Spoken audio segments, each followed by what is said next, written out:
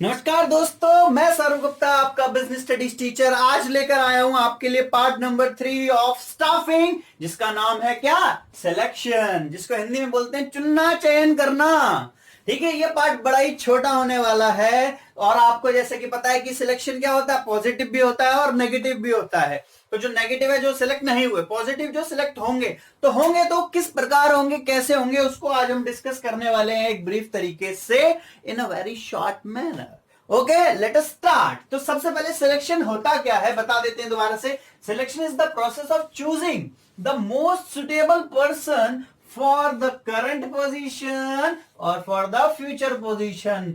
चुनना, चयन करना, मोस्ट सुटेबल, जो सबसे बेहतर हो, ऑप्टिमम हो, बेस्ट टू बेस्ट हो, किस चीज के लिए? जो अभी के लिए या फिर भविष्य के लिए, करंट पोजीशन या फिर फ्यूचर पोजीशन। इतनी बात समझ में आ रही? सिलेक्शन एक नंबर में लिख लोगे? हाँ जी सर। अगली बात करते हैं प्रोसेस ऑफ सिलेक्शन की। सिलेक्शन करने का प्रक्रिया क्या है? तो सबसे पहले क्या होगी? Preliminary screening.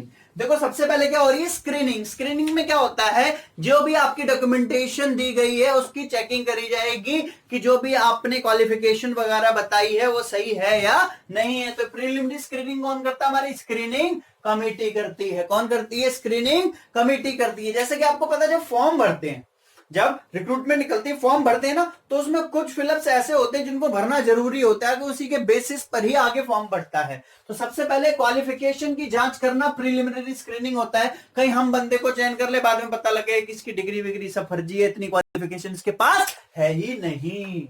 तो ठीक है भाई, स्क्रीनिंग हो जाने के बाद क्या होगा? उसका सिलेक्शन टेस्ट होगा, कह सकते हैं एग्जाम भी होगा। ठीक है ना? अब टेस्ट होगा, टेस्ट के अंदर हो रही है भाई की क्या होगी? पिटाई होगी। क्या होगी? पिटाई। अरे सर ये कैसे हो रही है भैया? सबका तो पेपर होता है, यहां पर क्या हो रही है? पिटाई हो रही है। पेपर पिटाई तो होता है भाई, देखिए कैसे होता है।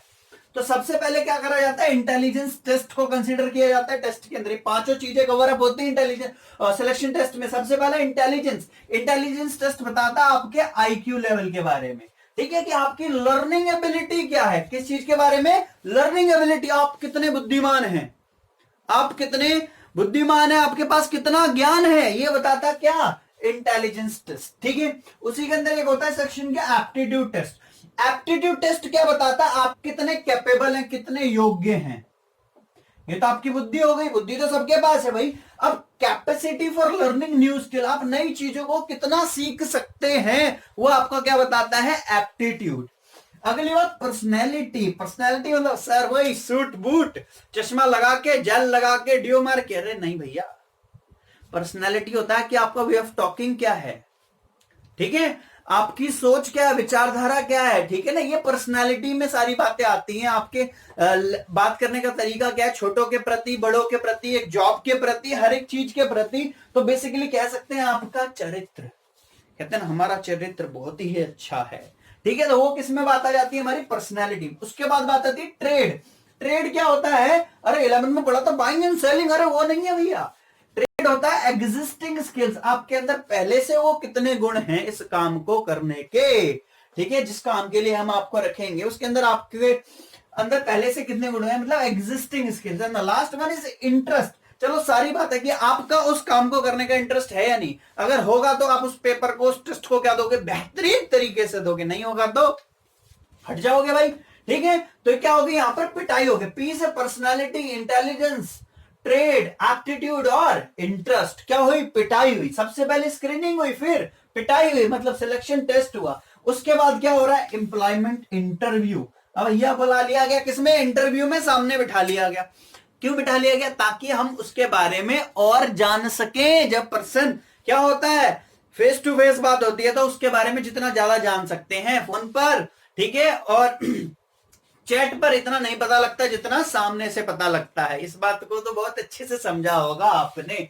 इंटरव्यू में उसको सिनारियो दिखाया जाता है कि क्या आपकी जॉब रहेगी, और उसके बारे में जितनी ज्यादा इंफॉर्मेशन निकाल सकते हैं उसको निकाला जाता है। ये क्लियर हो जाने के बाद उसका क्या करी जाती है? Reference check. मतलब उसकी बात नहीं भाई, रेफरेंस चेक मतलब उसके पास रिकॉर्ड्स को चेक करा कि पहले कहां काम करता था।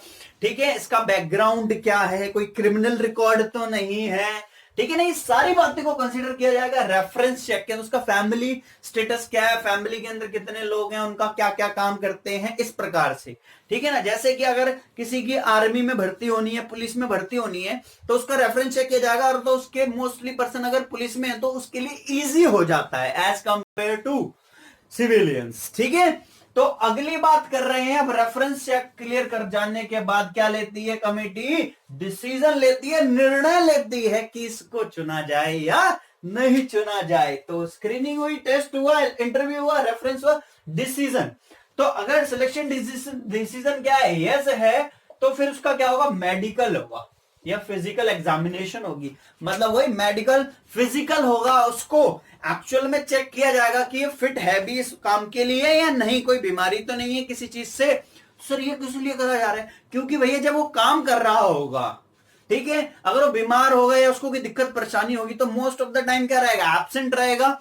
तो जिससे क्या होगा? एब्सेंटिज्म क्रिएट हो जाएगा। ठीक है ना। काम में इतना मन नहीं लगेगा, जिससे एक जॉब फिल हो जाएगी, लेकिन वहां से प्रोडक्टिविटी क्या मिलेगी? नील मिलेगी। तो इसलिए मेडिकल या फिजिकल एग्जामिनेशन होता है मोस्ट ऑफ दी जॉब्स के अंदर।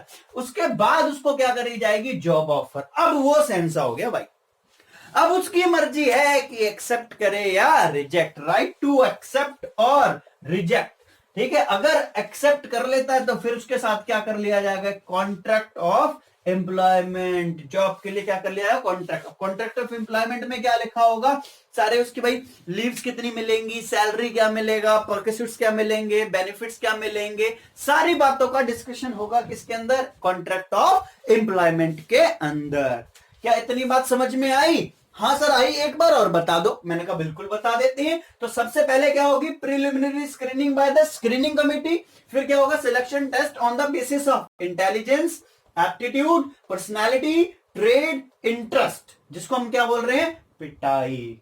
फिर क्या होगा? इंटरव्यू, ताकि भाई ज्यादा से ज्यादा इंफॉर्मेशन। फिर उसके रेफरेंस चेक करा जाएगा, फिर डिसीजन लिया जाएगा, मेडिकल फिजिकल होगा, फिर जॉब ऑफर, फिर कॉन्ट्रैक्ट ऑफ एम्प्लॉयमेंट। बस यही बात थी।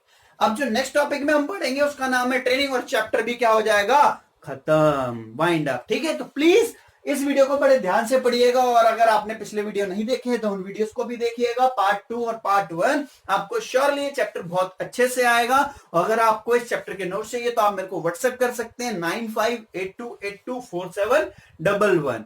क्लियर है गाइस? तो बाकी चैनल को सब्सक्राइब नहीं करा है तो कर दीजिएगा, लाइक शेयर कमेंट जरूर करिएगा। Bye bye, see you, that's all for